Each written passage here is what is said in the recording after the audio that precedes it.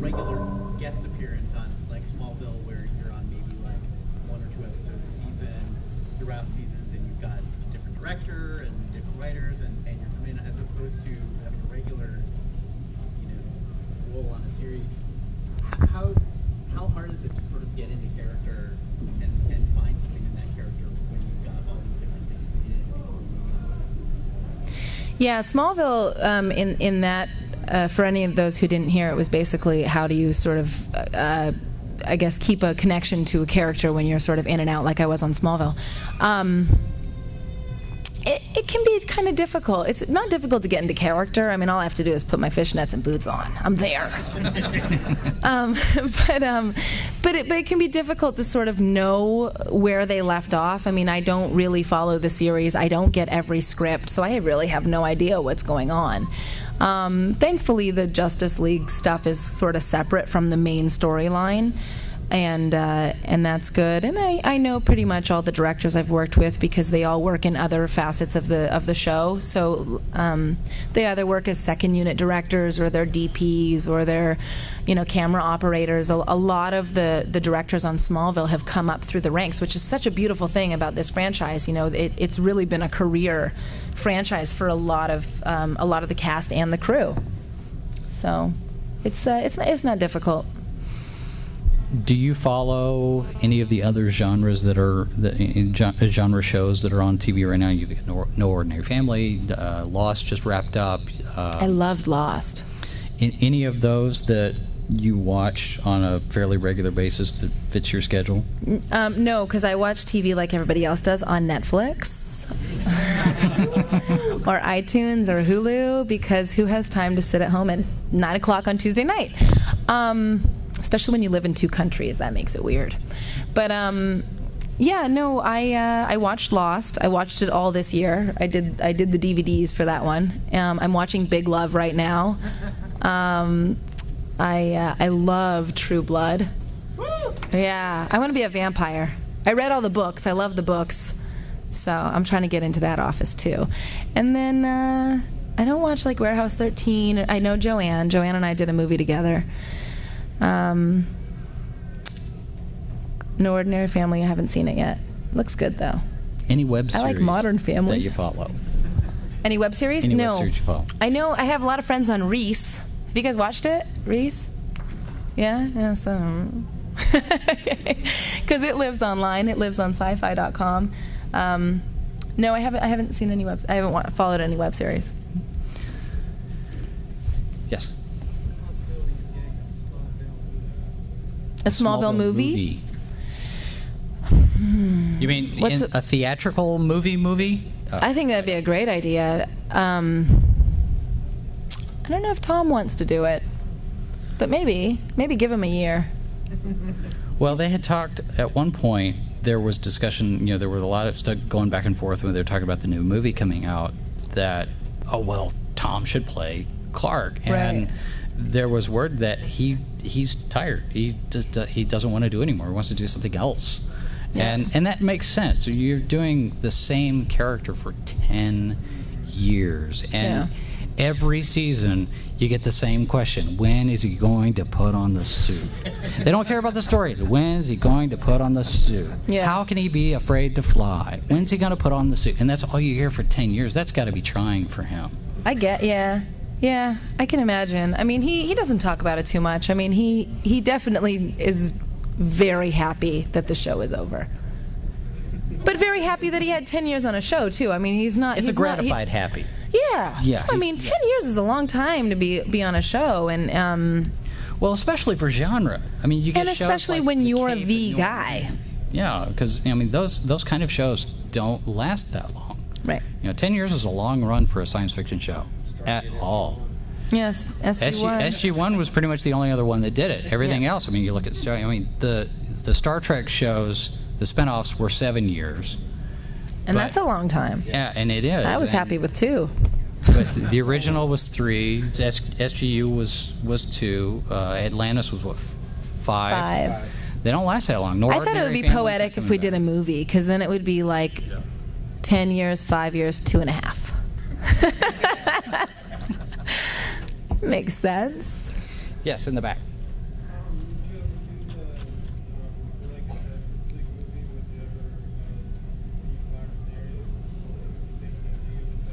Yeah, I'd love to play Black Canary.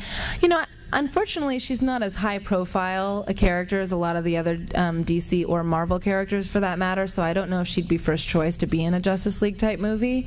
Well, considering she was one of the founding members. Yeah, but she's just not that publicly known.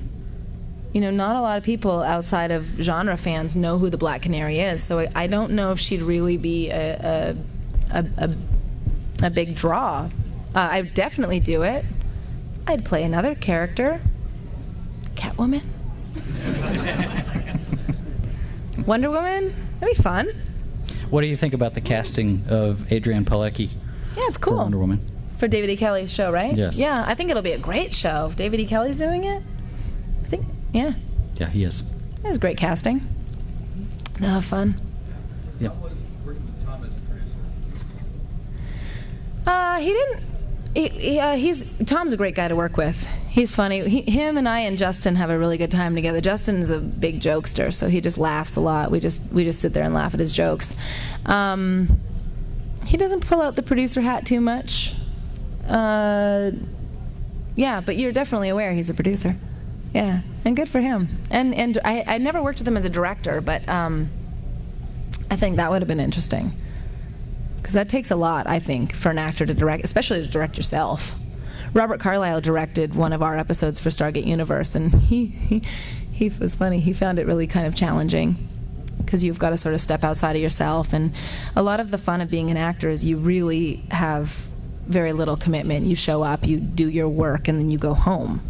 And everybody else really has to, like the directors, producers, above the line crew, they have a big commitment.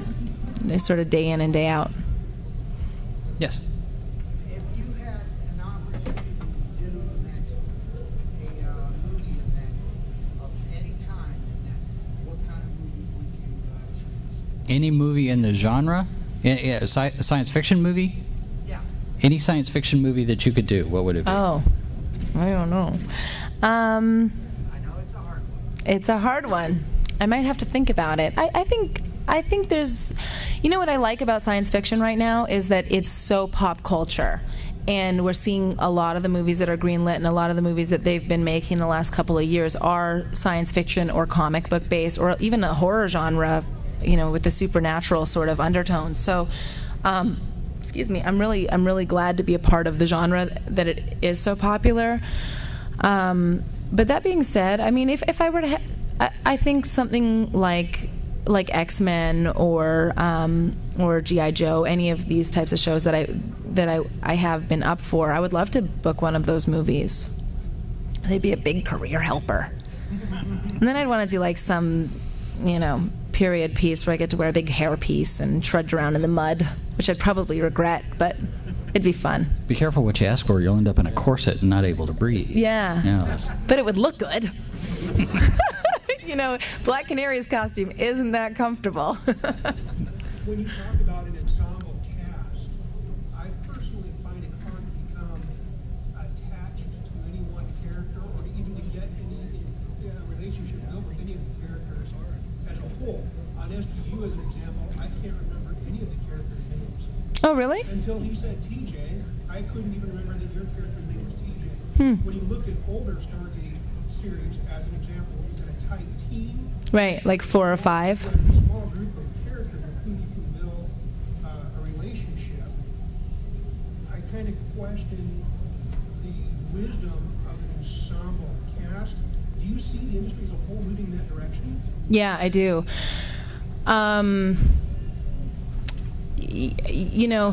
The first 3 or 4 seasons of SG1, they're all like deathly ill at the end of it. I mean, Amanda was saying that. She's like, by the end of we all had the flu. Everyone's exhausted. It's a very trying. Actually, it's interesting. There was a study. Someone who told me this the other day. Someone told me this. There was a study, because it's all money. It's all financially based. If you can rent camera equipment for 20 episodes and get it done in 9 months as opposed to 12 months, you're renting camera equipment for 9 months. So you're saving 3 months of rental equipment. So you can work your actors and your crew an extra 5 hours a day. It makes more sense financially. But someone did a study recently and said French hours, which is a very common, less common here, more European based, where instead of taking an hour break for lunch and, you know, everyone has these little set-in unionized breaks, French hours is they serve food all day long, which is what they do anyways, and you work a 10-hour day instead of a 12-hour day. That makes more sense for a tighter cast. You're shooting, instead of 7 or 8 pages a day, you're shooting 1 page a day. You're not as exhausted. I mean, I'll tell you, when you're shooting an emotional scene, for example, or a physical scene, you're drained. I mean, you go home and you're really exhausted because you're exercising those emotions, and your body doesn't know it's fake, you know? But yeah, so there was a study that came out which they're saying that it actually ends up being cheaper somehow. So maybe that will revert us back to tighter casts and less hours, and you know. Also, there's a timing to the schedule. You know, you shoot an episode in 8 days, and then it has to go through post for 8 days, and then you have to have it ready to air. So unless you're Stargate Universe and we shoot like a whole season before we air it. That was weird. Now, for a lot of ensemble shows, though, you seem to have, and especially this was true for the Star Trek franchise, that you start off as an ensemble show, but then you have those 1 or 2 or 3 stars that kind of break out of the ensemble and start to take the lead. We saw that with Next Generation with Patrick Stewart and Brent Spiner being the stars. And certainly, probably, you know, during the run of SGU, there probably would have been at one point where that probably would have happened with your ensemble as well, because it does tend to seem that the longer you go in a run of a show, the more you get that 1 or 2 characters that seem to break ahead of the pack. Is that something that, would we see that normally in an ensemble show? Does that work to the detriment of a show, do you think? Or does that suddenly, now you've got these 2 actors that are much more popular, and that increases the audience? Popular in the public? Just in general, yes. Yeah. I don't know. You know, it depends on what happens in the writing room. You know, they sit around and toss ideas around, and if someone's really difficult to deal with, then yeah, they don't probably get written in as much, or they get written out. That happens too. So I think if someone's popular, I think they try and go by what people want. For example, in Smallville, they're very hesitant. They have been always very hesitant of doing a Green Arrow, Black Canary storyline, particularly in the last 2 years, because they didn't want to bother the Chloe fans, because the Chloe fans really love Chloe. And even though it's not true to the mythology, they started it, and they, you know, since the series is over now, there was no point in introducing the Green Arrow, Black Canary. But that's in the web series. That's in the web series. Yes, in the back.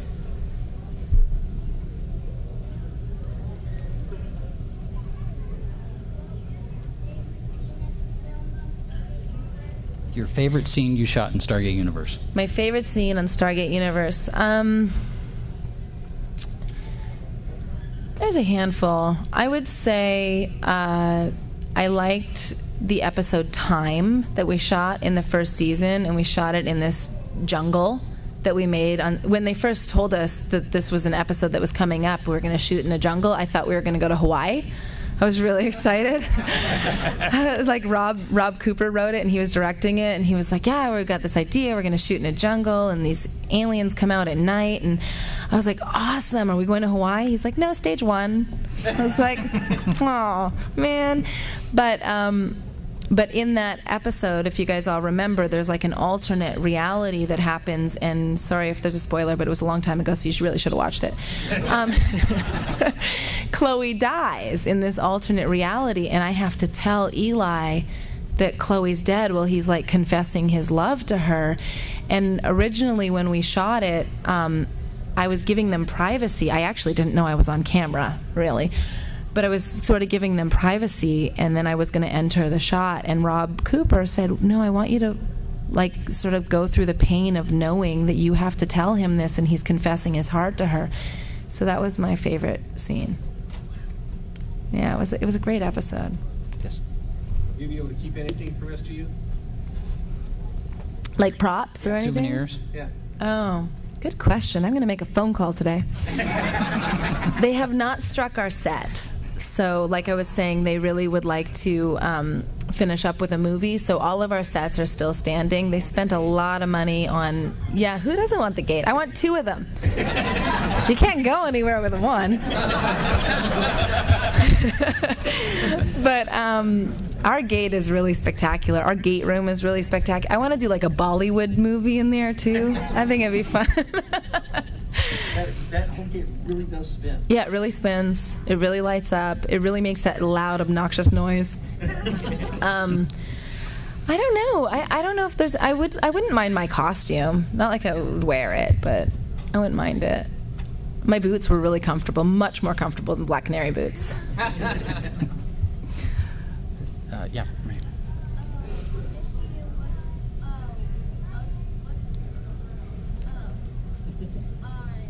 Stargate Universe, what other character would you want to be other than TJ and why?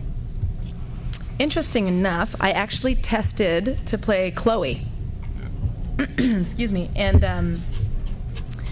when they first wanted to meet me, they told me about the Chloe character, and I was like, really? I don't know.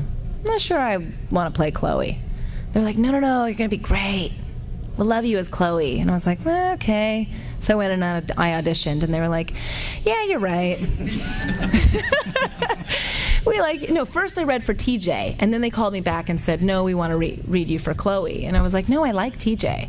And they were like, no. And so I went in and I read for Chloe, and they were like, yeah, you're right. You're better as TJ. And, but if I were to pick anyone, it would have to be Greer. Yeah. I just want to know what he thinks about. He's I don't know, I just want him to snap. Don't you want him to snap? Have you ever blown an audition? Have you ever blown an audition on purpose? It's like, oh, I really don't want to play this character, but my agent is sending me on this thing, and I just. Oh no! If you don't want to go on it, you just don't. No. Yeah. No, I haven't. But I have blown on auditions by accident, and that sucks. I was like, really, I'm better, I swear.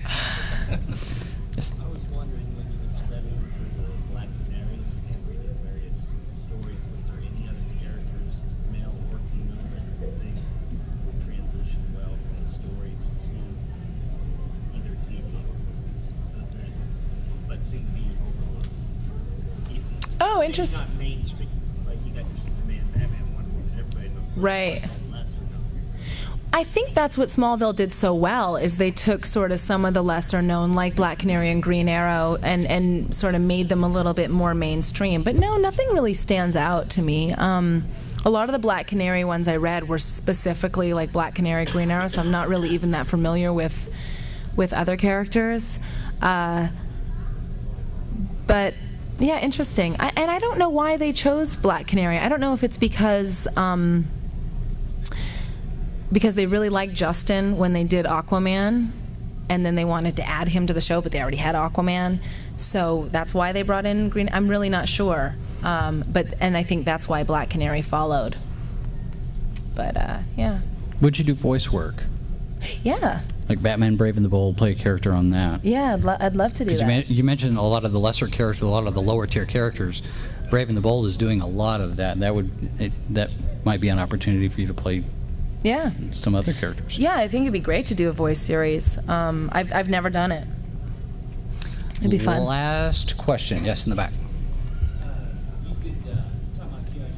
Were you going to do Lady J or which one character? Who did you test for G.I. Joe? The Baroness. Yeah. Right? Come on, Sienna Miller. If only I dated Jude Law. Just kidding. She's a great actor. I'm just kidding. She's going to kill me. Well, thanks very much for your time today, ladies and gentlemen. Alaina Huffman. Thanks so much, everyone. Thanks for your questions.